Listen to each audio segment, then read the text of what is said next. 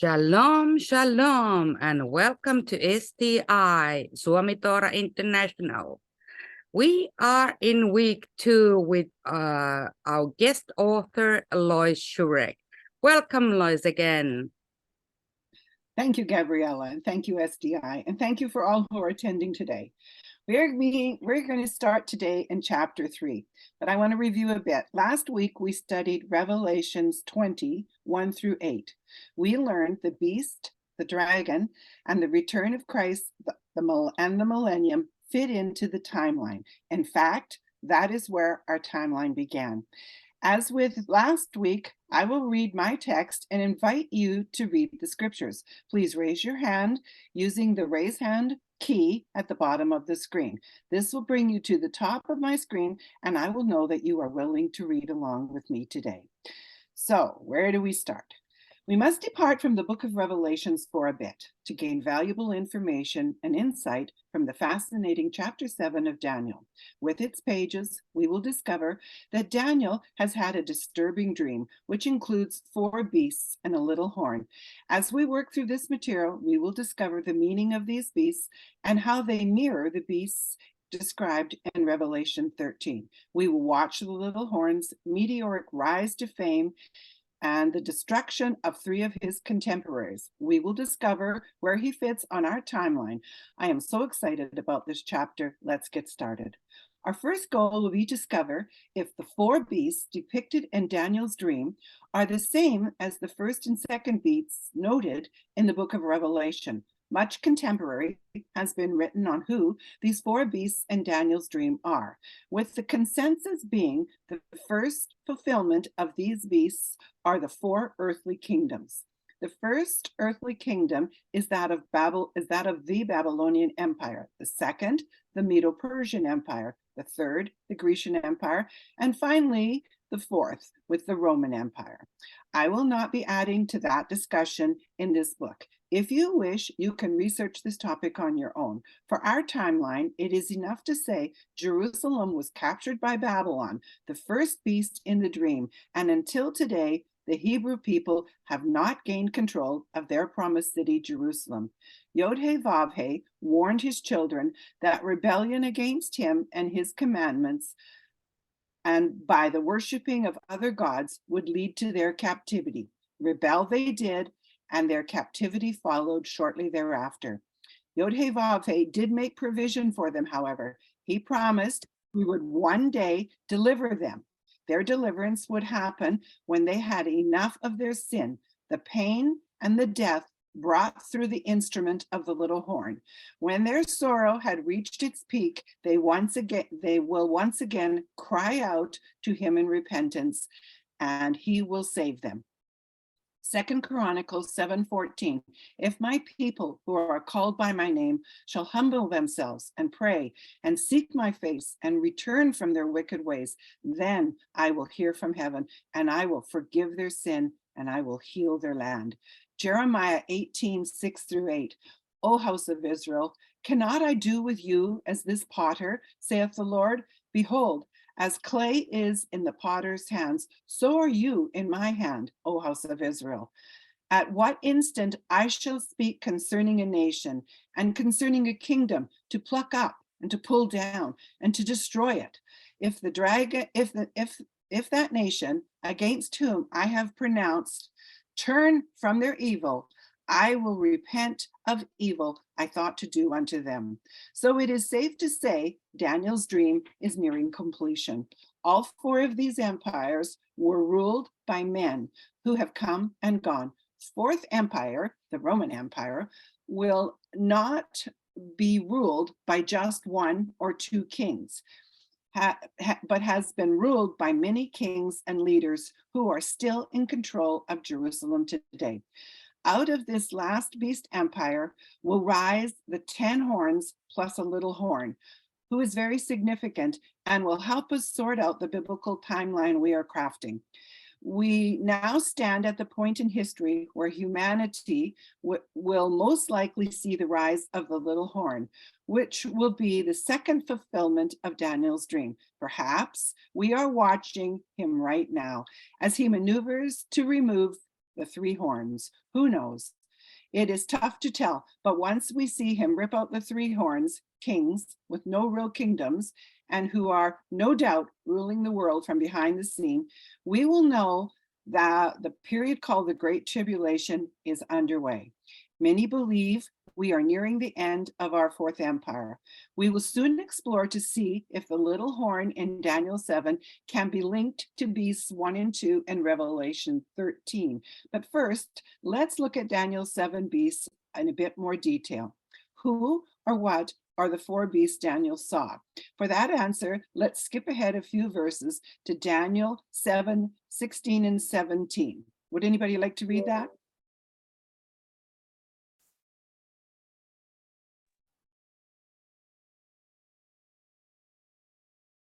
Go ahead, Chris. Daniel 7:16. 16 and 17.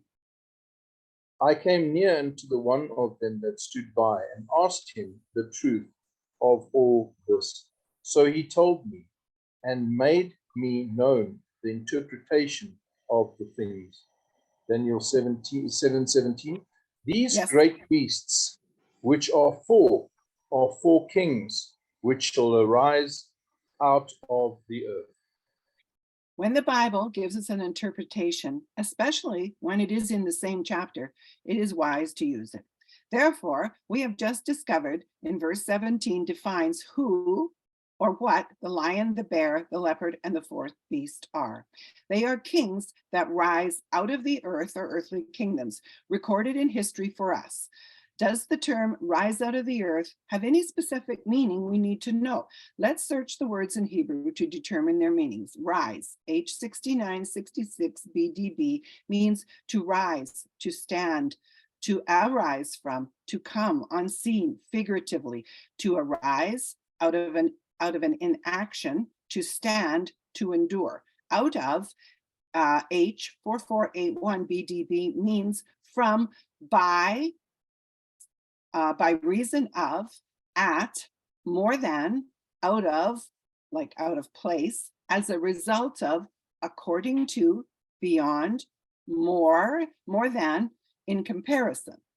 Earth, H772 BDB, means earth, world, ground. I would like us to consider one more word, that is the word great, which is used in the phrase great beasts in the above verse 17. Great is H7260 BDB, means great, and as an adjective, great figuratively of power, and captain or chief as a noun. When we combine the meanings of these four words, we get a sense that the four beasts are potent leaders. They stand or rise and come on the scene. Thus, they arise out of their places or according to their seats on earth and take their position on the world scene. The little horn will fulfill this definition completely. He will ascend to power and greatness that exceeds all other leaders before him. When he rises, he will take his place on the world scene and rule the world remarkably different from how it has been ruled. The phrase little horn is only mentioned twice in the whole Bible, of which both verses are in the book of Daniel, and both events are recorded in the dream Daniel had. Would anybody like to read verses 7 or 8 and 9 in Daniel? No, Daniel 7 verse 8 and Daniel 8 verse 9. Go ahead. You're mute. I considered the horns, and behold, there came up another little horn before them. There were three of the first horns plucked up by the roots. And behold, in this horn were eyes like the eyes of a man, and the mouth speaking great things. And out of one of them came forth a little horn, which waxed exceedingly great toward the south and toward the east and toward the pleasant land. That's the Young's literal translation. Thank you.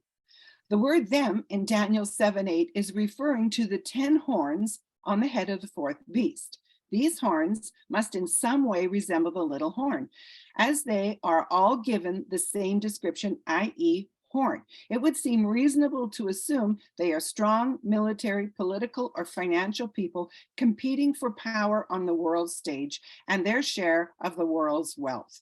The utter defeat of 3 of these horns clinches the power of the little horn and gives him authority over the remaining 7 horns. Inevitably, this action leads to the final act of the Gentile kingdom, which is often mistakenly called the reign of the Antichrist. More correctly, it should be called the reign of the little horn, or the reign of the Revelation 13 beasts 1 and 2. You will learn more about them soon. The reign of the little horn is also mistaken for the wrath of God, which I will prove to be false in the coming chapters. I believe when the term Antichrist is used to describe an end-time beast or beasts, it leads to much confusion regarding the understanding of prophetic scriptures. The use of the term has allowed preachers and teachers to blur the lines between the end-time beasts and the separate and distinct roles they play.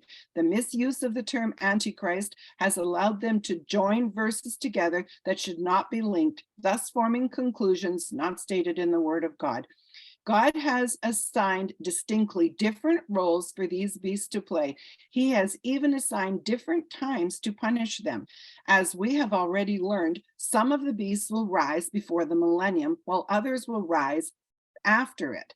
Therefore, using one collective term to describe 3 separate and distinct beasts is a grave error, but I digress. I have already dealt with the term Antichrist, and we have discovered it to be the principal evil power, also known as the iniquity force. So there is no need for further discussion. Interestingly, the term Antichrist has not been used in the scriptures up to the book of Daniel and will not be used until the end of the New Testament. God has written vast amounts of prophetic scripture without the use of this term. It is beneficial for us to use the term the Bible's assigned to each beast. God has chosen 3 different terms, one for each beast for a reason. Using the correct term clears up any confusion we may be experiencing. For example, when I say little horn, you will know I'm referring to the Daniel 7 beast. Or when I say beast or false prophet, you will know I am referring to Revelation 13 beasts 1 and 2. Or when I say dragon, you will know I am referring to the Revelation 20 beast. These terms also help to familiarize us with what our Bible says and makes it easier to discuss these matters with each other. The little horn is the term Daniel used to describe the beast ruling the earth at the end of the 4th Gentile kingdom. It is this writer's opinion that much confusion could be avoided if we would stick to Bible terms. It is also good to note that a brief period has been allotted to the little horn. Now we have another definition. So just for any of you who weren't there last week, we're collecting definitions so that when we speak to each other, we can have it make more sense. So little horn is a term used by Daniel to describe the evil world leader at the end of the 4th beast kingdom, also known as the Roman Empire or the Gentile kingdom. So anybody like to read Daniel 17:19? Okay. Daniel 7:19. Then I would know the truth of the 4th beast, which was diverse from all others, exceedingly dreadful, whose teeth were of iron, and his nails of brass, which devoured, brake in pieces, and stamped the residue with his feet. This verse contains the key to understanding the 4th kingdom. Here we see the 4th kingdom is different from the first 3 kingdoms. The word used to describe this kingdom is diverse. In Hebrew, that is the word Shena, S-H-E-N-A, Strong's 8133, and it means to alter or to change, and is derived from Strong's 8132, spelled Shana, which is S-H-A-N-A, with the same definition. So then, what exactly is changing? Is the 4th kingdom going to be like the other kingdoms? I mean, where there is a king that stays in power until another country stronger comes along and overthrows them? Maybe. if you consider the next kingdom to be the millennial kingdom of Yeshua. But perhaps the more immediate meaning may have to do with the structural changes within the fourth beast kingdom itself. Maybe it will have multiple leaders, divide, go through phases, and change over hundreds of years. But through the ages, it will remain true to its purpose, which will be to rule over Jerusalem. In other words, the struggle or focus from within the kingdom will remain consistent. It should be noted there is great wealth in the countries that surround Israel, making Jerusalem a strategic interest to all who want to rule the world or to have a total world dominance. The pursuit of Jerusalem is just what Yod-Heh-Vav-Heh said would happen. The word diverse also has another meaning, Strong's H8142, and it is spelled Shenenh, which means to sleep. It derives its meaning from H3462, which is Yashen, Yashen, which is to be slack or languid or grow old or to die. The Hebrew, the English lexicon says, to remain a long time, to be stored up, to be festering as of leprosy, which is precisely what the fourth kingdom will do. With its planned long game in sight, it will endure festering like leprosy in humanity, plotting and conniving to destroy everything that is human, everything that is of Yod-Heh-Vav-Heh, and every believer of Yah. As it nears the finish line, thinking it has finally defeated Yahusha, it will erupt. Evil will pour forth as never before. Anybody want to read Daniel 7:20? And the 10 that were in his head, and the other, which I thought I was Yep, you're right. muted. Oh, sorry. And the 10 horns that were in his head, and the others which came up, and before whom 3 fell, even of that horn that had eyes, and the mouth that spake very great things, whose look was more stout than his fellows. Nearing the end of the fourth beast kingdom, and from within its evil core, 10 horns will come forth, which we have read are described as existing in the head of the fourth beast. The description of the horns being in the head indicates their position of knowledge and power. What we see here is that the iniquity force, which has advanced on the earth by this beast kingdom until this point at which it delivers the final 10 ruling powers. Okay, so who are these powers? Sadly, the scripture does not reveal any specific information about them. We could speculate that they are actual kings of modern day countries, or we could guess that they are the super rich industry giants who seek to rule the world through the control of wealth, meaning they own everything, or the technocracy movement, which is described as its ability to rule the world through the control of energy. As an example of how this may be accomplished, there are a few more sources we need to consider. They may be leaders from groups like the FBI, CIA, Mossad, or military generals who conduct the wars and kill the Christians. They certainly fit the picture of a horn that does not have a specific country, yet has real power. We have had some leaders dethroned in the past few years, and I did write this book 4 years ago. Names that come to mind are James Comey, Director, FBI, Michael T. Flynn, Army Lieutenant General, Andrew McCabe, Deputy Director of the FBI, Lieutenant General H.R. McAllister, Army General Ricky Wadden, and James Mattis, a Marine Corps General, are just a few. And interesting to note, 5 of the 6 of them were fired. Could they be horns that Daniel was referring to? I am not sure. But at this point, it is still guessing on my point. But something stirs me to think this is part of end time events. Today, it is hard to know who owns what. The very rich are concealed behind big corporate names, while the private information is kept from public eye. We cannot even determine if the heads of the countries are actually in control. Some might be, while others might not be. The powers controlling them might be the mega industry giants.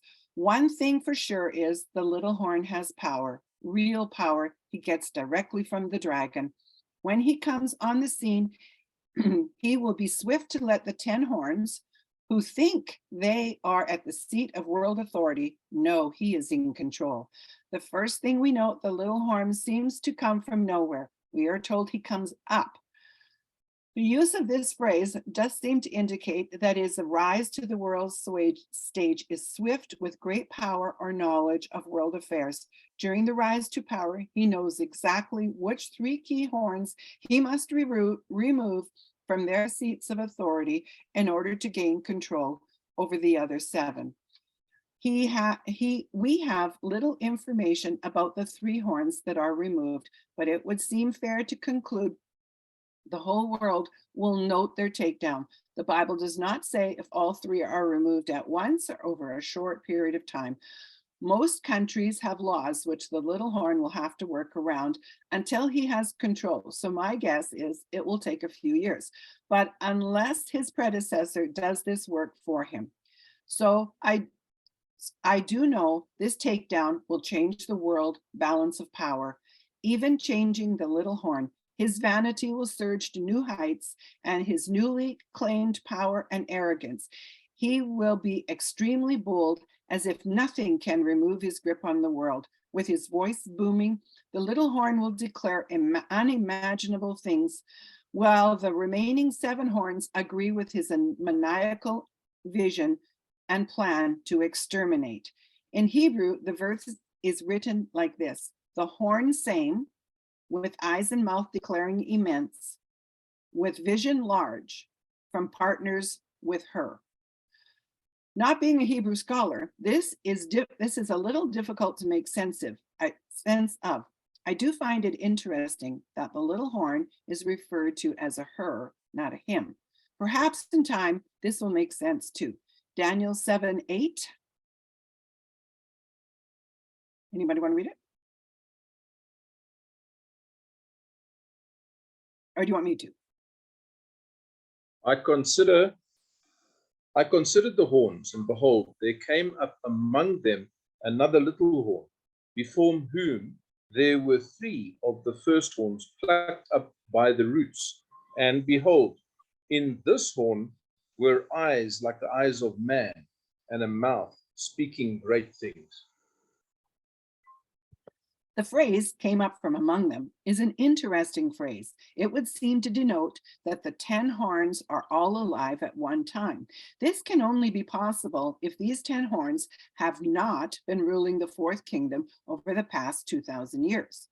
Although we are not explicitly told, we can assume this is a departure from the literal king details in Daniel's dream governing the first 3 empires.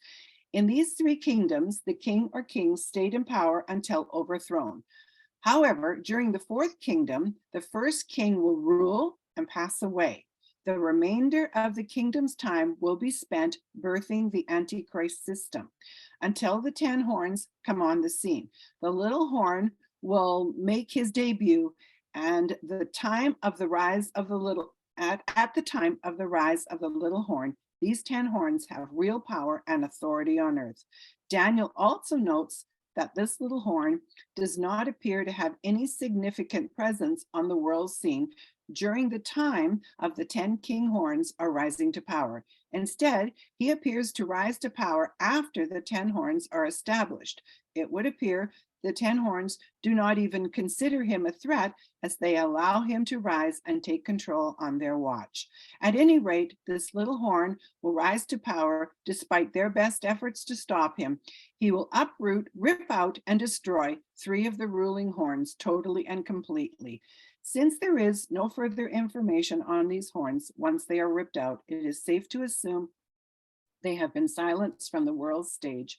This infamous act allows him to take control of the 4th beast or beast system.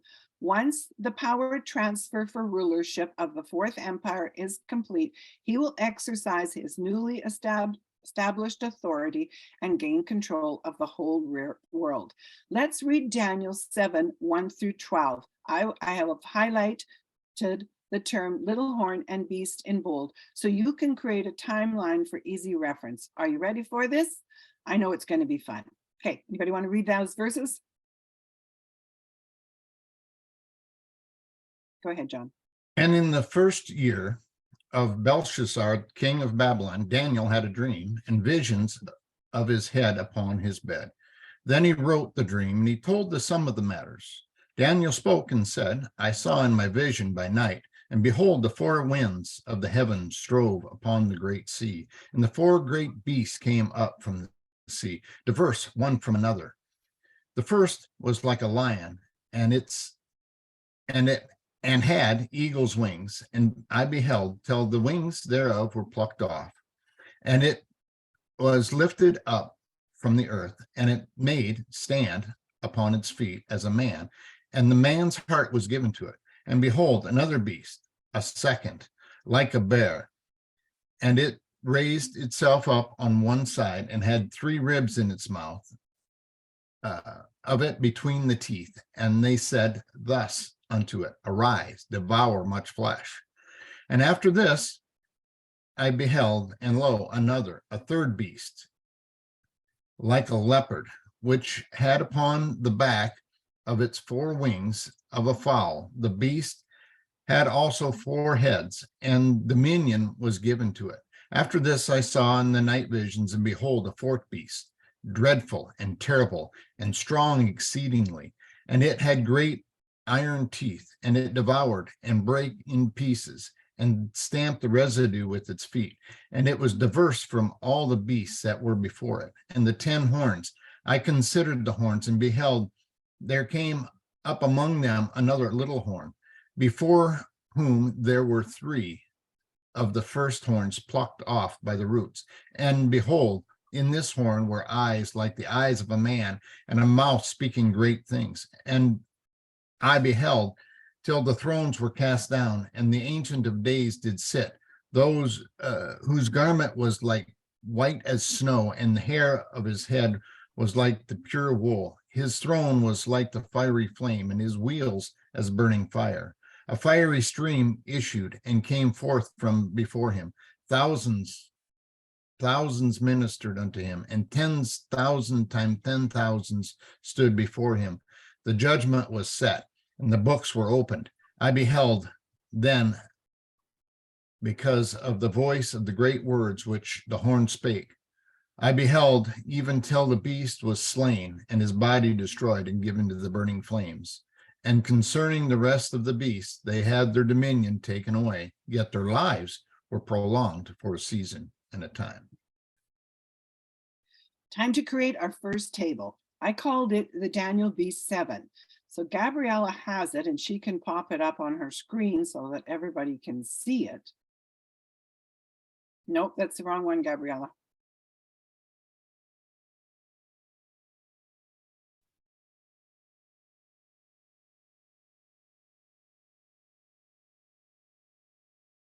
Nope, that's still the wrong. Oh, there it is. That's it. Good. Okay, so you can see in this chart that I did, I listed the verses that deal with the beast, where they come from, the description of them, their source of authority, and then any action taken. So if you would like to refer to them in the future, you can come to this chart and you can quickly see what's contained in those 12 verses. Okay, you want to shut that off, Gabriella? Perfect. All right, just got to get myself up. The creation of the table gives us a good start when we begin to compare the beast system of Daniel 7 to the Revelation 13 beast. Watching for all similarities, you are doing great, but we need to keep reading to solve the mystery. Daniel 7, 11 through 14. Would anybody like to read that for me? Then I kept looking because of the sound of boastful words which the horn was speaking. I kept looking until the beast was slain, and its body was destroyed and given to the burning fire. As for the rest of the beasts, their dominion was taken away, but an extension of life was granted to them for an appointed period of time. I kept looking, in the night visions, and behold, with the clouds of heaven, one like a son of man was coming, and he came up to the Ancient of Days and was presented before him. And to him was given dominion, glory, and a kingdom, that all the peoples, nations, and men of every language might serve him. His dominion is an everlasting dominion, which will not pass away, and his kingdom is one which will not be destroyed. These verses also seem to support the order of events on our timeline. First the little horn, then the Messiah, then the judgment of the beast. After all the loud boasting and vain words of the little horn, he will be slain. I mean, his kingdom is brought to its knees and ground to a screeching halt as his body is cast into the burning flame. The rest of the evil king horns have their lives prolonged. The fact that their lives are prolonged does not mean they physically keep on living, at least not to my knowledge. Why do I think that? Because there is a millennial reign of Christ between the death of the little horn and the release of the dragon and Revelation 20. Instead, it could mean the 10 horns are not sent immediately to their eternal judgment and torment. It is this writer's opinion that the judgment of these horns will be saved for a time in the future when the final judgment will be pronounced. Perhaps they still have a part to play when the beast in Revelation 20, known as the dragon, begins to rule. He will summon his hordes, and these king horns may be part of that summoning.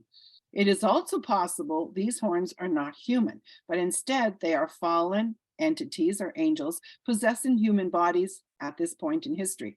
If this is what is being implied, then it could also explain why their lives could be prolonged and how they could assist the dragon during the end or at the end of the millennium.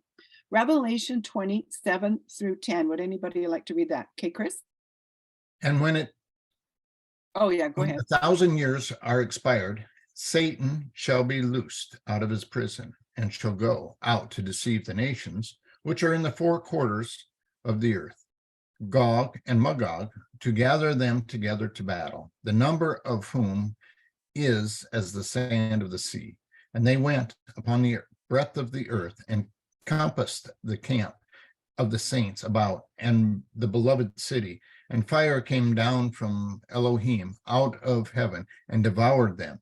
And the devil that deceived them was cast into the lake of fire and brimstone, where the beast and the false prophet are, and shall be tormented day and night forever and ever.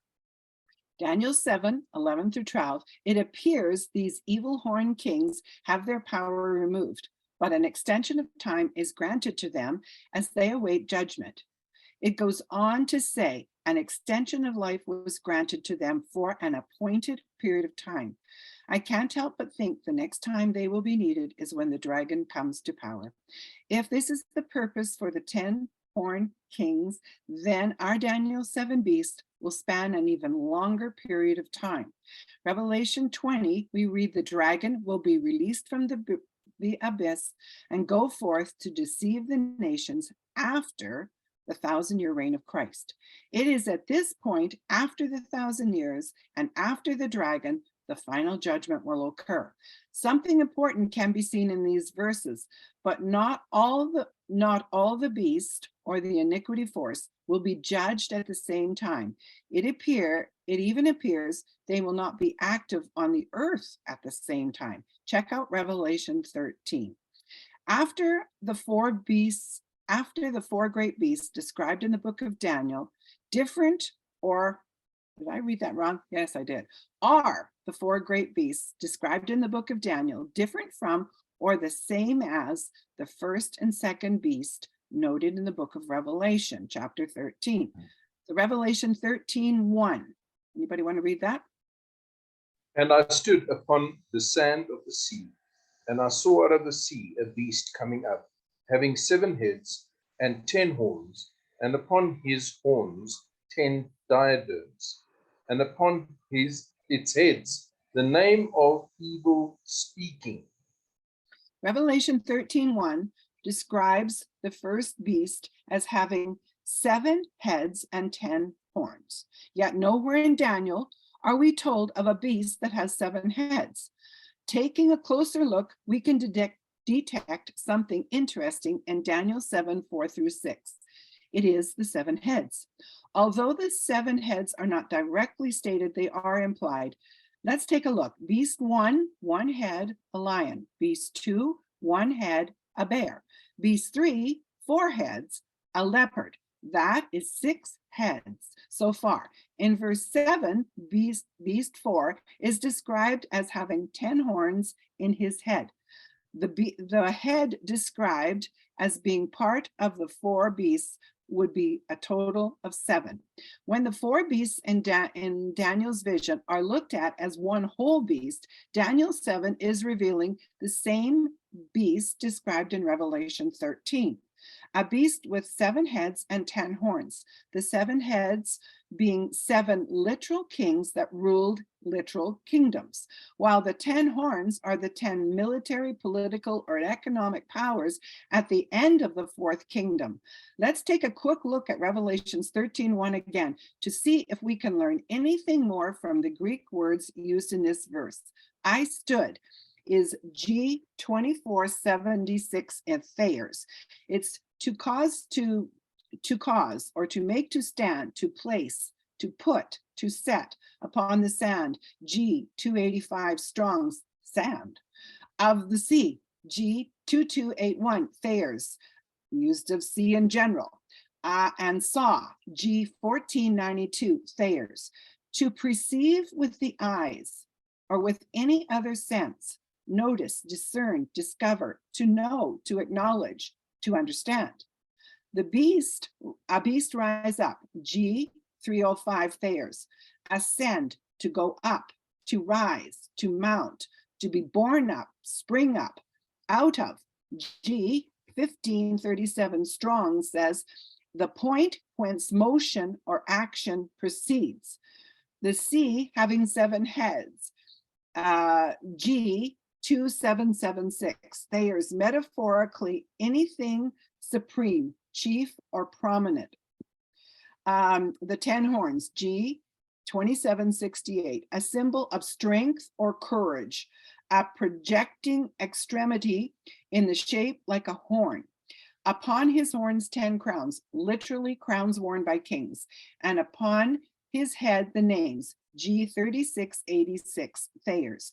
The name is used for everything which a name covers, everything the thought or feeling of which is aroused in the mind by the mentioning, the hearing, or the remembering the name. Of blasphemy, G988 Thayers, to slander, detraction, speech injurious, to another good name, impious and reproachful speech, injurious to divine majesty. This verse could be read like this. I, Daniel, was made to stand on the shores of the sea, with where my eyes perceived and my mind discerned. And I understood as I watched a beast ascend out of the sea. This beast had 7 heads, all supreme chiefs, and 10 symbols of strength, projecting like horns from one head. Each horn wore a crown of a king, and on the 7 heads, words of blasphemy, slanderous, injurious speech, and reproach for my God. From this, we can see Daniel was looking at 7 literal kings. All the kings were of one mind, which is to destroy God's people. At the end of the beast's reign, the 10 horns all have the same heart of reproach and hatred for Yod-Heh-Vav-Heh. Reading on, keeping this definition in mind, can we understand these beasts as viewed through end times events? Kings die, they have lifespans. They are not eternal. We have been shown 7 kings that will rise and kings that will die. Thus we see that the first 3 kings and the kings that ruled them were short periods. Babylon, 72 years. Medo-Persia, 20 220 years, and Greece 162 years. Then Rome. Many Bible scholars believe the Roman Empire still exists today because it is still the power ruling over Jerusalem. This concept is borne out in the description given by Daniel.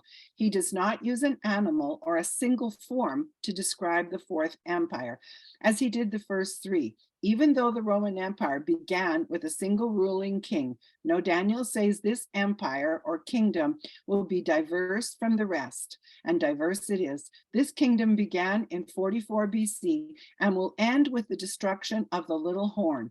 The Fourth Empire is still controlling Jerusalem today. It is not a kingdom through ethnicity, but rather a kingdom birthed in pagan worship. Through wars, the Gentile kings ruling over Jerusalem have changed, and so have the ruling countries. But these kings are like-minded and have one single goal. They all desire to control Jerusalem through the spread of pagan worship, to remove the worship of Yod-Heh-Vav-Heh forever, and to destroy God's chosen people.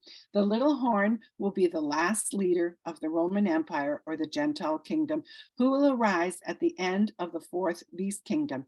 He will ascend to power, ultimately taking control of the whole world. Would anybody like to read Revelations 13, 11 through 14? And I beheld another beast coming up out of the earth, and he had two horns like a lamb, and he spoke as a dragon.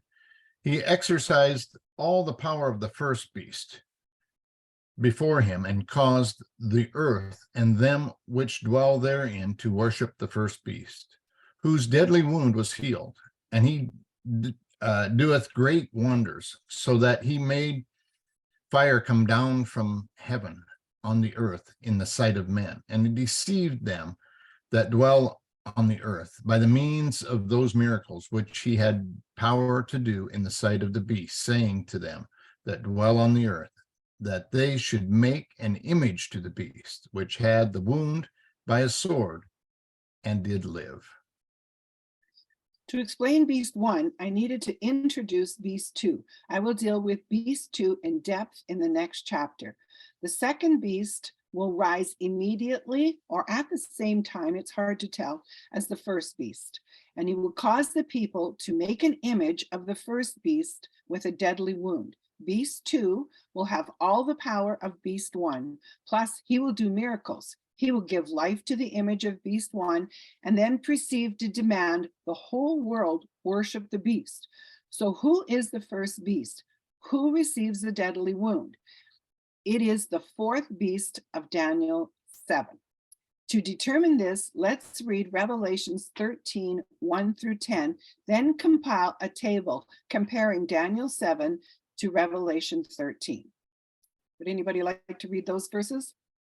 And I stood upon the sand of the sea, and saw a beast rise up out of the sea, having 7 heads and 10 horns, and upon the horns 10 crowns, and upon his heads the name of blasphemy. And the beast which I saw was like unto a leopard, and his feet were as the feet of a bear, and his mouth as the mouth of a lion. And the dragon gave him his power, and his seat, and great authority. And I saw one of his heads as were wounded to death, and his deadly wound was healed. And all the world wondered after the first beast, and they worshipped the dragon, which gave power unto the beast, and they worshipped the beast, saying, Who is like unto the beast? Who is able to make war with him? And there was given unto him a mouth, speaking great things and blasphemies. And the power was given unto him to continue 42 months. And he opened his mouth in blasphemy against God, to blaspheme his name and his tabernacle, and them that dwell in heaven. And it was given unto him to make war with the saints, and to overcome them. And power was given him over all kindreds, and tongues, and nations, and all that dwell upon the earth shall worship him. whose names are not written in the book of life of the Lamb slain from the foundation of the world. If any man have an ear, let him hear. He that leadeth into captivity shall go into captivity, and he that killeth with a sword must be killed with the sword. Here is the patience and the faith of the saints. So next we see a comparison table of the Daniel 7 beast and the Revelation 13 beast 1. So Gabriella could put that up for us, and then everybody could see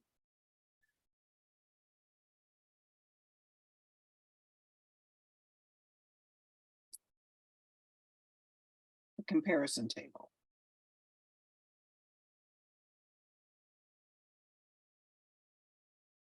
There we go.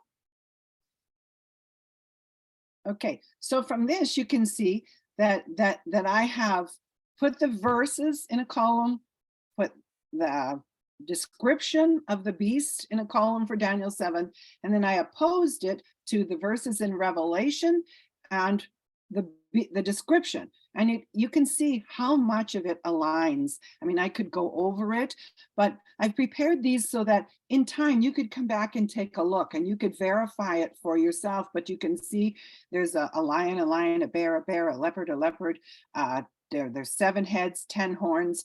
There's so many similarities that it is astounding. So I will go on and keep reading. The above table, the similarities between the 2 passages are astounding. I guess I haven't changed in 4 years, have I? First, we must realize that the 4 separate beasts of Daniel 7 form one single beast. Even though Daniel saw them as 4 individual beasts, he saw them in continuous succession in the same dream. Once we understand this, the beast recorded in Daniel 7 is the same as the Revelation beast 1. Remember, Daniel 7 beasts exist over a vast span of time. Remember, from Babylon? So establishing them as the same beast would mean the Revelation beast must also span an enormous period of time. When I refer to the beast in the future as the Revelation 1 beast, it is with the understanding that it is both the Revelation 13 beast 1 and the little horn recorded in Daniel 7. And his title will be the beast. One more term to add to our definitions. The Revelation beast 1 is the same as the little horn in Daniel 7. We have a few more things that I would like to point out. Would anybody like to read Daniel 7, 9 through 10? I beheld till the thrones were cast down, and the Ancient of Days did sit, whose garment was white as snow, and his hair on his head was pure wool. His throne was like the fiery flame, and his wheels as burning fire. A fiery stream issued and came forth from before him. Thousands and thousands ministered unto him, and 10,000 times 10,000 stood before him. The judgment was set, and the books were opened. Pictured in this passage, Yod-Heh-Vav-Heh, the Ancient of Days, has taken his seat on his throne. Verse 10 says, the judgment was set. This statement is a bit hard to understand, but it could be implying that the judgment was determined before the books were opened. This too seems a bit strange to me. Why would Yod-Heh-Vav-Heh meter out or determine judgment before checking the records? Before we answer this question, I would like to point out there seems to be another span of time indicated in verse 9. Daniel watches until the thrones were cast down. This span seems to indicate that even though the judgment will be the final act in human history, it is still many years forward in this scene. Time is still needed for the throwing down of these thrones, which must still take place. I love the verse we read a few pages back. I'm going to read this. Daniel 17, and I kept looking in a night vision, and behold, with the clouds of heaven, one like the Son of Man was coming. And he came to the Ancient of Days and was presented before him. And to him was given dominion, glory, and the kingdom. And all the people and nations and men of every language might serve him. His dominion is an everlasting dominion, which will not pass away, and his kingdom is one which will not be destroyed. Have you ever wondered who presented Yeshua to the Ancient of Days? I have. It is at this point Jesus will receive the right to rule eternally, not the dragon. It is Jesus who will throw down these thrones, and all the people and nations of every language might serve him. The dominion he is given at this point is an everlasting dominion, and it will never pass away, and no one, not a single being, can destroy it. Now back to Daniel 7. Good news is about to be revealed. So the verses 16 through 18. Would anybody like to read them? I think that's where we're at, aren't we? I came near unto one of them that stood by and asked him the truth of all this. So he told me and made me know the interpretation of the things. These great beasts which are four kings, which shall arise out of the earth. But the saints of the Most High shall take the kingdom and possess the kingdom forever, even forever and ever. We win. I'm not very good at that. To see this, we need to skip ahead a few verses. The beast system, including the four beasts and the little horn, are defeated. We, the saints, possess the kingdom. Which kingdom do we possess? God's kingdom. The judgment exercised here is not the final judgment, but rather it is the judgment of the beast that persecuted God's saints during the Great Tribulation. It is this judgment that I suggested we watch for in chapter 1. This judgment does not end the story of humanity and does not complete our timeline of end time events. No, there is still lots more to come. So stay with me now that you know we win. Let's recap a bit. Yod-Heh-Vav-Heh uses four earthly kingdoms to subdue and control Jerusalem as a punishment levied against his people for rebelling against his commandments. These kingdoms are Babylon, Medo-Persia, Greece, and then Rome. The dominion of the domination of their holy city will continue until the Hebrew Jewish people of Yod-Heh-Vav-Heh repent and return to him. Toward the end of the fourth kingdom, the little horn will rise to power along with 10 ruling horns. Jesus will return to take control of the earth. In doing so, he will judge the little horn by sentencing him to eternal fire. Remember, the rest of the beasts had their dominion taken away, but their lives were prolonged for a season and a time. Let's try to keep this in mind. This thought in mind, as we will be seeing them again before this book ends. However, the saints of the Most High now possess the kingdom. This possession means they will never lose control of it in the future. No matter how bad it looks, there is still one more time of testing coming upon the earth, but we are assured the saints win. They will prevail. They will stand steadfast. Continuing in the chapter of Daniel, he records an account of the same victory, but with a bit more detail. Daniel says, "Then I would know the truth," like as if the meaning of this revelation has finally taken hold in his heart. This new revelation is that the little horn will make war with the saints and prevail or seem to win for a time, as has been revealed. He is watching a future event of extreme hardship for God's people, where they are to be tested and even beheaded for their faith. He sees them trampled to pieces by the little horn. This vision must have been horrible for Daniel to watch, but even harder for him to record. Remember, at the time of this vision, he is in captivity himself under the first king beast, Babylon. He knows this because he just interpreted Nebuchadnezzar's dream for him. Not to mention, these are the people Daniel loves and is in prayer for 3 times a day. To see them once again under siege must have been devastating. How long will this war last? War, yes, but not war on the remaining 7 horns or the world for more control. No, the little horn will make war with the saints of Yah. This war will be swift and many will die. When it appears the little horn is prevailing, winning, overcoming against the saints, unexpected defeat will strike him.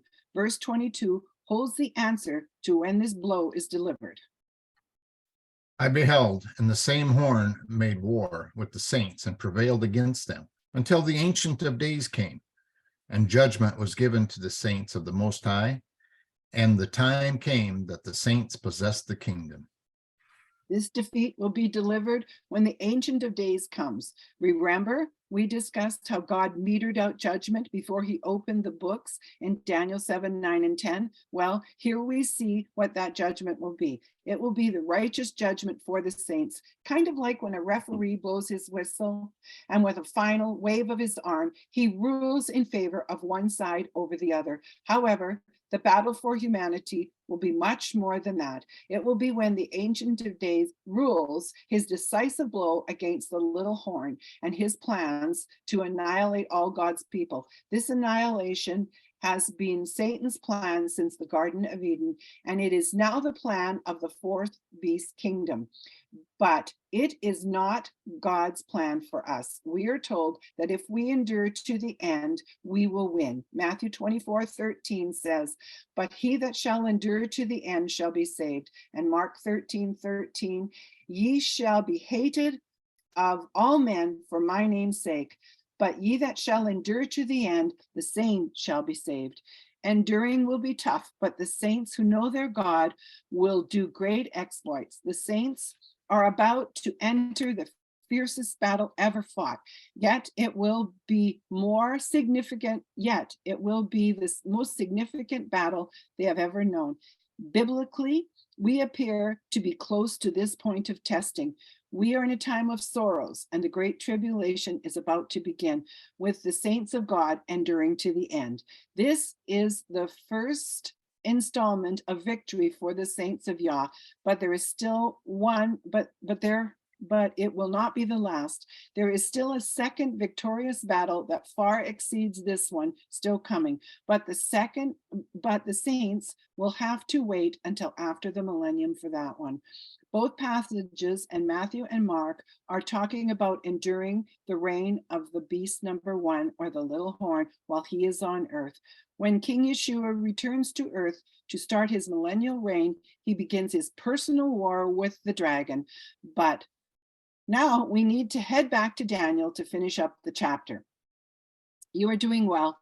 We've almost learned all we need to know about the little horn. So Daniel 7, 23 to 27. So Chris just went dark. Do you want me to read that, or do you want to read it, John? I can read it. Okay. Thus he said, the fourth beast shall be the fourth kingdom upon the earth, which shall be diverse from all kingdoms, and shall devour the whole earth. He shall tread it down and break it to pieces. And the 10 horns out of this kingdom are 10 kings that shall arise, and another shall rise after them, and he shall be diverse from the first, and he shall subdue 3 kings. And he shall speak great words against the Most High, and shall wear out the saints of the Most High, and think to change times and laws. And they shall be given into his hand until a time, times, and the dividing of time. But the judgment shall sit, and they take away his dominion to consume and to destroy it unto the end. And the kingdom and the dominion and the greatness of the kingdom under the whole heaven shall be given to the people of the saints of the Most High, whose kingdom is an everlasting kingdom, and the dominions shall serve and obey him. Wow, what a passage of victory. Verses 23 to 27 restate what we have just discussed in verses 17 to 22, but again with a bit more detail. As we have already stated, during the time of the fourth beast, the little horn will rise to power and seem to devour the whole world. All humanity will be under his immense pressure, especially Christians. The little horn will speak out boldly against God, Yod-Heh-Vav-Heh, and will try to wear out his people. For the saints, it will seem like everything they know and everything they believe will be under attack. He will even attempt to change the times and laws. Is this not what we see today? Our laws given to us by God have been challenged at a feverish pace, even to the point of extinction. Marriage is an excellent example, not to mention the age of consent, the legalizing of pedophilia. Along with the attack on marriage, our genders are being redefined. Christian schools and churches have been forced to provide bathrooms for gender neutral or face lawsuits or closure, while lawsuits are filed against Christian businesses continuously. The saints are being worn down. Our religious freedoms are under attack on every front, especially freedom of speech. The murder of the unborn is wrapping up. They are now looking at extending abortion to include afterbirth situation. I recently read this, the Christian Journal, January 11th, 2019. Liberal New York Governor Andrew Cuomo and former New York Senator Hillary Clinton spoke on Monday at an event in which they called for the passage of a bill that some note would not only codify Roe versus Wade into law, but would also expand the availability of abortion to late-term causes considered necessary to protect the health of the mother, or when the baby is deemed non-viable. Evil is spewing from every source possible. Even churches are not immune to this corruption. Murder, rape, pedophilia, and homosexual are just some of the obvious issues churches are facing. However, verse 26 once again reassures us that judgment will fall in favor of God's elect. The dominion once held by the little horn will revert to the rightful owners, the saints of the Most High, and they will have dominion forever and ever. Their king, Yahusha, will resurrect the martyred saints, and together they will rule 1,000 years from Jerusalem. I am not sure which order these events will happen, but I kind of like to imagine it playing out like this. The beast, the little horn, thinks he is winning. Hundreds, perhaps thousands of saints have been martyred at his command. He appears to be getting ready to enjoy a tremendous victory. He seems to have forgotten the last time he thought killing was a good solution. I can imagine his face as he looks up, realizing an immense shadow has overcome him. When then he sees all the martyred saints standing with God. The smile on his face turns to horror as his mind races back 2,000 years. Much more could be said about the little horn and his reign on earth. However, we are interested in establishing a timeline of events. I wish to make another observation. Yahushua Jesus taught us that he and his Father are one. Do you want to read that, John? This is John 10, verse Yes. 27. My sheep hear my voice, and I know them, and they follow me. And I give unto them eternal life, and they shall never perish, neither shall any man pluck them out of my hand. My Father, which gave them me, is greater than all, and no man is able to pluck them out of my Father's hand. I and my Father are one. Not only is Jesus and his Father one, but we have been assured we are his, and that no one, not even the little horn or death, can remove us from his hand. Jesus will not lose his grip on us. When Jesus returns, he will easily, without sweat, defeat the little horn, Revelation 13 beast, utterly destroying him with fire. It is also at this point the saints, martyred by the little horn, will be resurrected and made rulers with Jesus in his kingdom, his millennial kingdom. I think we have thoroughly tied the little horn to the Revelation Beast one, giving their actions. We see they exist on the earth before the millennial reign. So if Gabriella can put up the next timeline event, the end.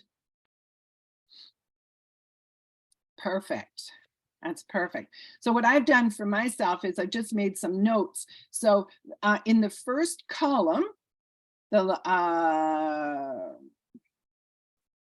does that look different than mine? Oh, it just didn't work out. Okay, I see what's happened. At the top of that, beast one should be over the thing, the little horn. There's a line missing. So beast one in that column has been added. No, has been altered. So I've added the term little horn. So I put it in dark for you. And then I've added the verses, Daniel 7 And then I've added 42 months. No, I had 42 months, so I've added time, times, and half a time. So you can see that there are two different wordings used to describe the length of the little horns. So we now can prove that those are the same. I know there's been controversy over it that it might not be, but I think this is proof. Now the second column that's called Beast 1 Destroyed, that's totally added in from our first timeline. The third column is the same, the fourth column is the same, and the fifth column, I just rewrote some of the wording in it. But basically, that's there for, you can see we have Beast 1 rised, we have him destroyed, we have the dragon bound, we have the partial resurrection of the martyred saints, we have the millennial kingdom, and we have the dragon loose. That's as much as our timeline contains from what we have read. Okay, moving on. We only have 2 more passages. I still need to show you something in Daniel 8. Here is the question. Is the little horn at the end of the Roman Empire or at the beginning, or both? Let me read that again. Did I do it right? Is the little horn at the end of the Roman Empire or at the beginning, or both? So Daniel 8 holds the key to this.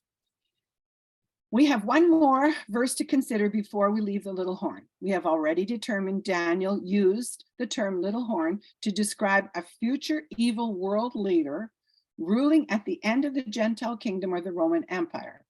This is similar to the book of Revelation using the word beast to describe the same evil world leader.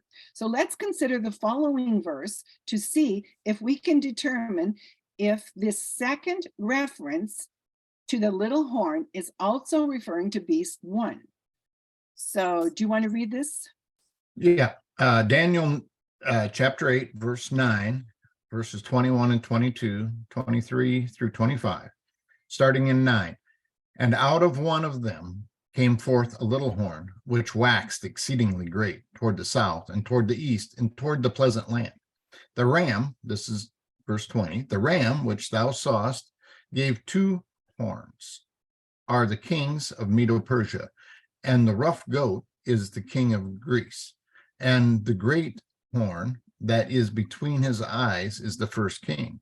And in the latter time of their kingdom, when the transgressors are come to the full, a king of fierce countenance and understanding dark sentences shall stand up, and his power shall be mighty, but not by his own power. And he shall destroy wonderfully, and shall prosper and practice, and shall destroy the mighty and the holy people. And through his policy also he shall cause craft to prosper in his hand, and he shall magnify himself in his heart, and by peace shall destroy many. He shall also stand up against the prince of princes, but he shall be broken without hand. Reading the whole passage would help bring clarity to who the little horn is. However, I have only copied a few verses. We see him rise to power, unseating the king of Greece. This is the Third Empire, which makes him the first leader of the fourth or the Roman Empire. I find this interesting that the first leader and the last leader of the Fourth Empire are both called the little horn. Perhaps the whole fourth beast kingdom should be called the little horn. When we read verses 23 to 25, we see this kingdom spans a great period of time. The narrative has shifted from the first king to the final king of the empire. Both are called the little horn.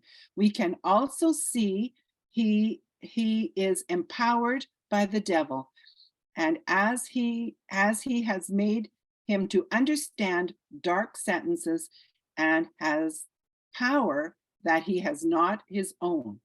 We are also told he is mighty with a goal to destroy all God's holy people. He institutes policies which cause craft to prosper. Craft in Strong's is H4820, which means deceit or treachery. This describes the goal of the little horn perfectly. The little horn magnifies himself in his heart. He is vain and puffed up, thinking himself to be above the law. Because of his immense vanity, he he will deceitfully install laws against God's people that will allow him to legally kill them when his plan is fully set. One such law that comes to mind is the Noahide. In the end, the little horn makes his final stand against the Prince of Peace, Jesus. This will happen when Christ returns with the martyred saints and pronounces judgment, casting him into the lake of fire. You can see we have transitioned from the first leader of the Roman Empire to the final leader, who is yet to come. It would be my opinion that Daniel's 8th little horn is a reference to the whole Roman Empire, while the first reference to the little horn in Daniel 7 is a reference to the final leader of the Fourth Empire. It is clear that both Daniel 7 and 8, together with Revelation 13, show us a large span from the start of the empire to the finish of it, or defeat of it. It is also clear both passages are speaking about the same leader who will rule the world at the end of the Gentile age. So that brings us to the end. And if Danielle wants to put up the comparison table, I just put a little comparison one for your study so that you could go to it and see how you feel about the beasts and how they correlate similarly together. So I don't know what else to say. They all come out of the sea. It's a little mumble jumble on what she's showing there, but Daniel 7, 1 through 11 should be in this first square, and then the sea, and then you see beasts 1, 2, 3, and their source is the devil. But anyways, that concludes it. Would anybody like to add anything that I could record in my book that I've missed? For future writings, no. So I do have a question then. Do you think that the seventh king of Revelation 17 is in the Roman kingship line then? Because Revelation 17 says 5 were, 1 is, and 1 is yet to come. You know, when I was reading this, I thought, isn't it the 8th that is yet to come? I know there is a verse that says one. Well, no, okay, so it's 5 were, 1 is yet to come. The 8th is of the 7, is how it's worded without flipping to it. I'm going that from memory. Yeah. But I personally believe that the 7th king is Constantine, who changed laws and times, the Sabbath to Sunday. And 200 years later, then we had a pope who made that law. And we have between 400 and 600 million believers in keeping the Shabbat were slain by the Catholics because of that.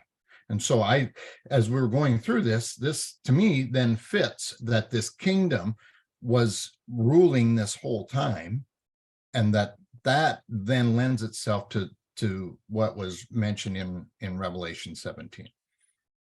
It definitely fits. What came to mind as I was studying this time, John, was that first king, whoever he is, and I'm not a historian person at all. I don't know why I'd write a book on history, but he's a specific person that starts the Roman Empire.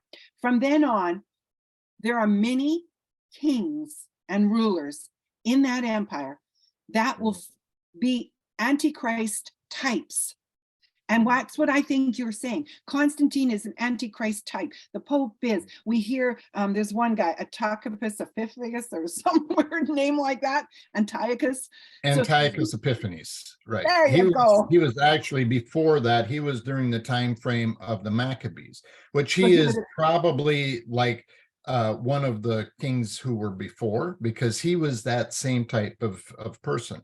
So probably in my research, the first king of the 7 kings would have been Nimrod, because he was the first one on earth with a global empire to try to slay his kingdom. So that's kind of out of our context. So I don't want to draw us out. Sorry. And that is where I opened with there's much discussion on this, and right. I believe there's more than one fulfillment of it.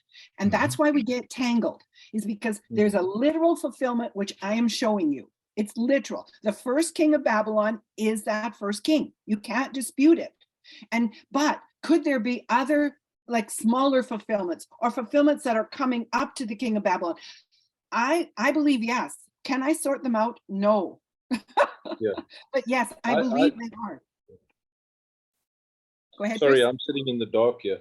But as we were reading this, it came to my mind that and you said it at some stage. Is the little horn the whole of the Roman Empire? I think you said something like that. And I think that would be probably the truth. You cannot separate the kings from this little horn. It doesn't matter how many have been there, it's still the same entity, right? And when I see this little horn, I see Francis at the moment, and I see what's happening on the earth and how perverse it's becoming. What really sprung to mind with what you were reading was the word craft. So the word craft is another word as well for sorcery. Yes.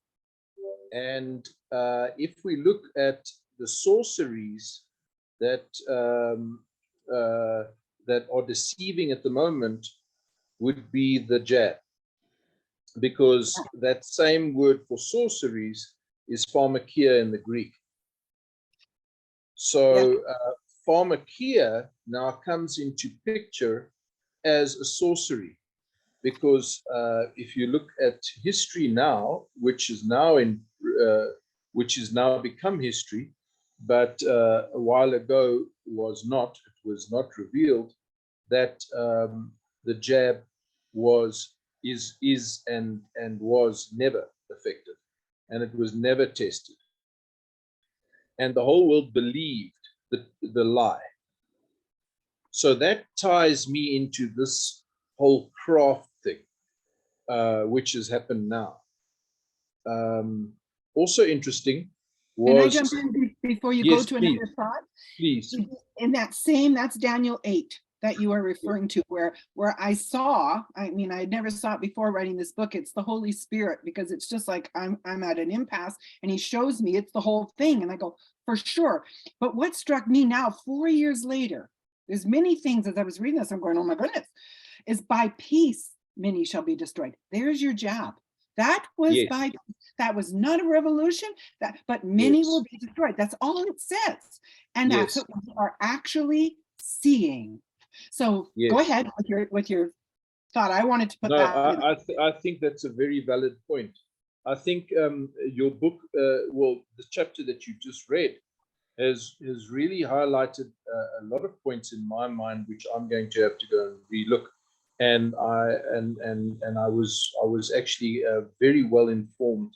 So thank you for that, and thank you for igniting those other little thoughts, which I can go back and check again. Another point that really sort of hit home was that you've got 10 horns, and then you've got 7 kings that remain. And also you have a bear with 3 ribs in its mouth. So 10 minus 3 is also 7. So that also sort of came to my mind when we were reading through this. There were a few more other thoughts, but I've actually forgotten them. So sorry about that. Yeah. Well, my goal is simply to give you a format, give you some tools that organizes, and then you put your own information. Like as I'm going through this, I'm looking at it going, could this be this? Where does this fit on the timeline? Because God, Yah is not like all mixed up. He's got a timeline, and we're marching in it.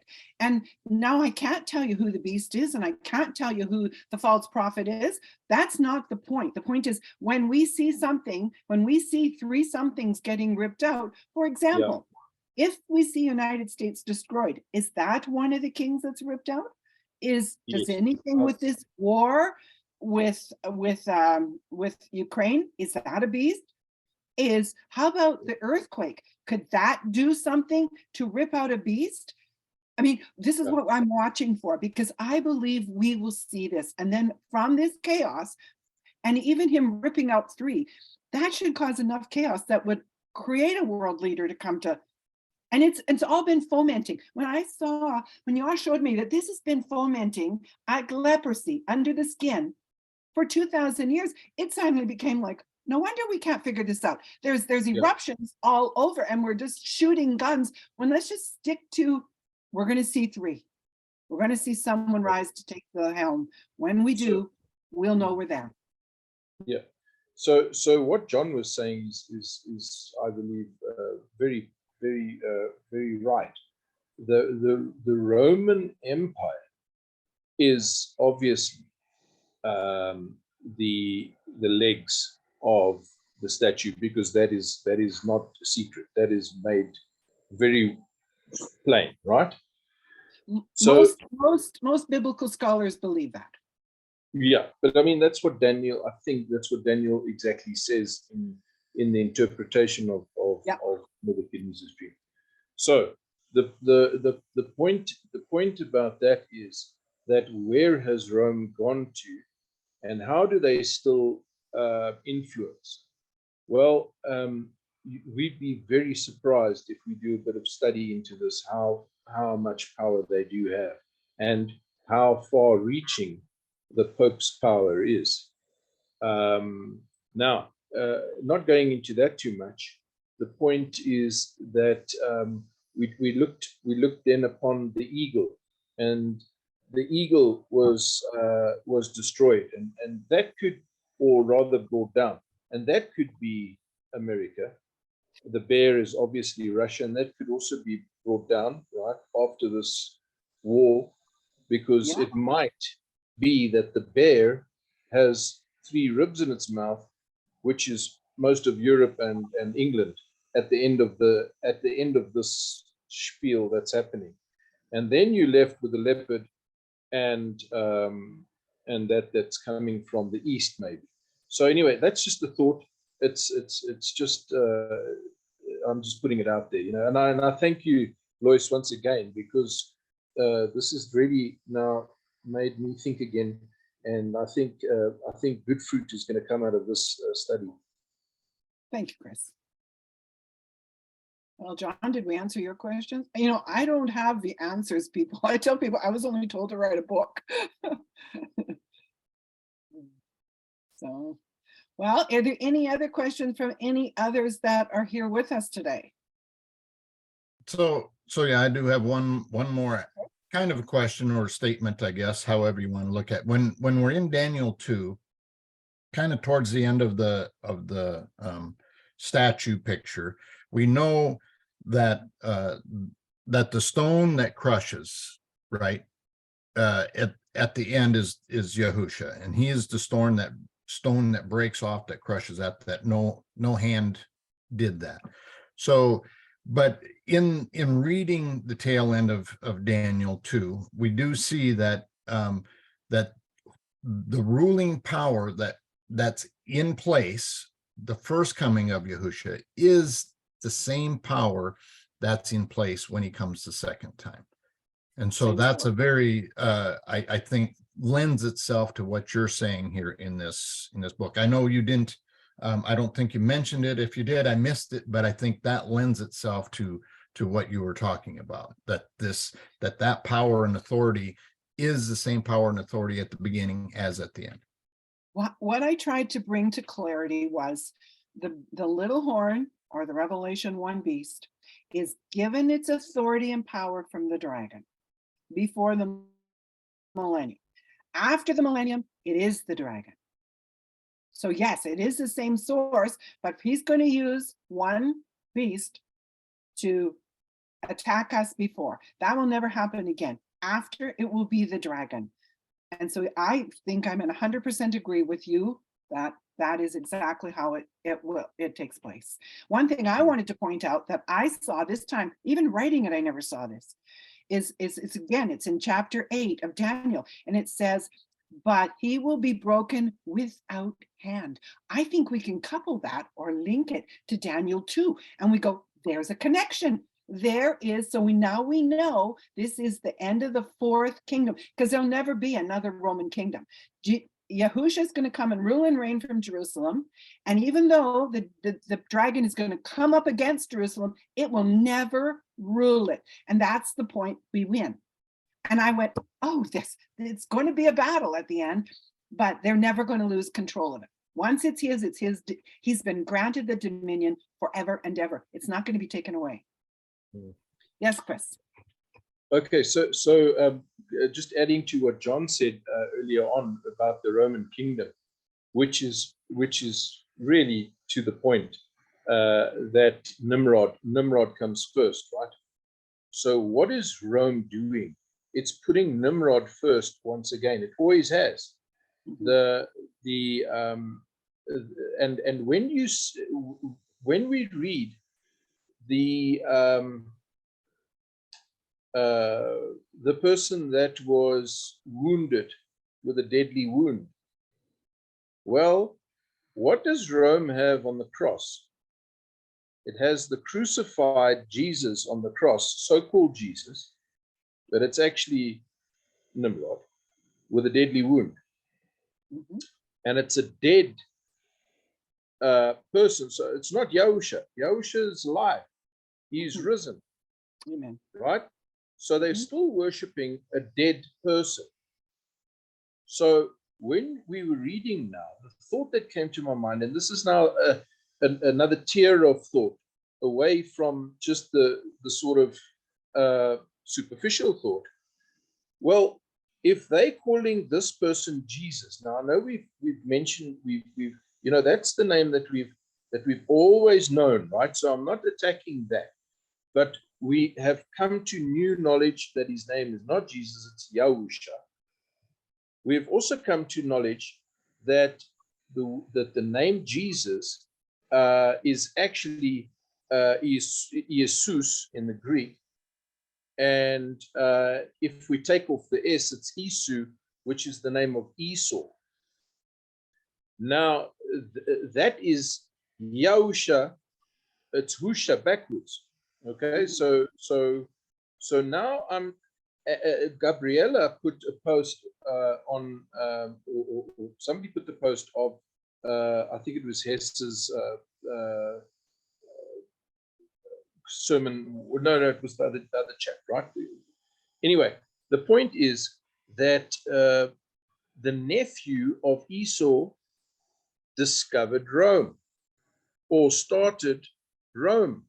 Yes. Right? So now we have really a sort of a picture, right, of this Roman Empire that opposes Yah completely. And even the foundations of it is built on the opposition to Yah. So now we're getting like, wow, okay. So this whole thing is a complete lie or sorcery of our belief. And now it's culminating into this thing which every faith is being roped back into, and they are putting the Pope, the head, above all of their bodies, if you will. And that really, it blows my mind, because now we're talking about something.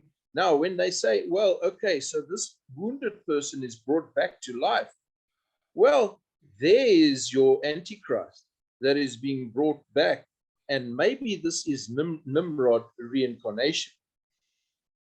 And then we've got the full circle of this whole cult, fallen angel movement, which Yahusha comes and destroys at the end of time, because he's the stone that is that the rock that's not hewn by human hands, which hits the feet of the statue. Just a thought, but that sort of came to my mind while we were reading. So yeah, take it for what you think.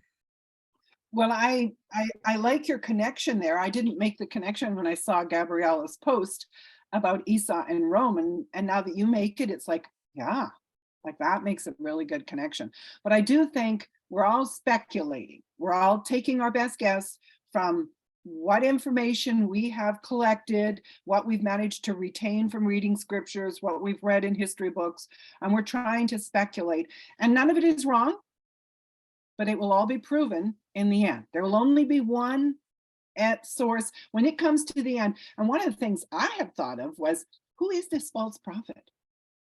Could he be the Roman church that has given us Jesus as a wrong name, who has hid and not be the beast? And when this beast rises, let's say it's Nimrod, it doesn't matter to me who it is. When this beast rises, will this false prophet say he is Jesus and confirm it? Like, there's multiple ways this can be worked. We're just not given enough information. I told my one girlfriend, she wants to speculate all the time. I said, go ahead, spend your time speculating, but I can't do it because I can't get all the facts in front of me in order to even figure out which order those facts might go in. So I was happy to just put a timeline together, but go ahead, John. This is fun. I enjoy this. I just want to piggyback a little bit on what Chris was speaking of, and I think this ties together. Remember what was said about Jacob and Esau. Two nations are warring within the womb, yes. Right? And that nation has been at battle all the way through and will be until the end. Just like Ishmael and Isaac, right? You had the promise of the free woman and the slave woman, and then we have the battle of Esau and Jacob. And those are competing things that are going to take place. And what does Yahusha say, or actually Yah says about Esau and Jacob? Jacob I loved and Esau I hated. For what reason is that? And there's got to be a specific thing, and I think it's because of the battle. And we saw that when he was willing to sell his birthright for a bowl of, how many people of Esau, and I'm going to say it like that, are willing to sell their birthright for a bowl of porridge? How many people are willing to do that? Or for a fake cure. Exactly. I think that's exactly what it is. It's we're given falsehoods, and so I'll be quiet now. No, I love it. I love it. Anybody else want to add anything to this discussion before we close? Okay, well then I will close with a word of prayer and invite you all to come back next week. I will study real hard so I can read reasonably good. And we will next week, we are going to look into the three beasts again. Going to do chapters 4 and 5 from the workbook, or whatever this is called. There is a lot of scriptures, but we're basically looking at Revelation chapter 13. A lot of about what the beast is, and it's a lot of pages, and it'll be a long one again, and then they'll get shorter, but it's hard to divide up the information. So anyways, let's just pray. Our Father, we love you, and we thank you, and we worship, and we praise, and we exalt you, and we thank you that you are from everlasting to everlasting, that you are the Aleph and you are the Tav. You are the beginning. You spoke creation into beginning, and you will speak judgment at the end and take us all into eternity with you, and everything in between. You are in control. Thank you for those who gave of their time to come and learn and try to understand your word. Thank you for the revelation knowledge you give us. Thank you that you continue to open our mind to see your way, because you have not hidden this. You have not concealed what is in the book of Revelation. You have said it's there for us to mine. It's there for us to understand. So we thank you for that. Be with us as we proceed through our week, that we may glorify you and raise you up and lift you up and stand courageously. And after having done all, we will still stand. Amen. Thank you, Lois and guests. We will see next week, same time. Bye-bye. Shalom.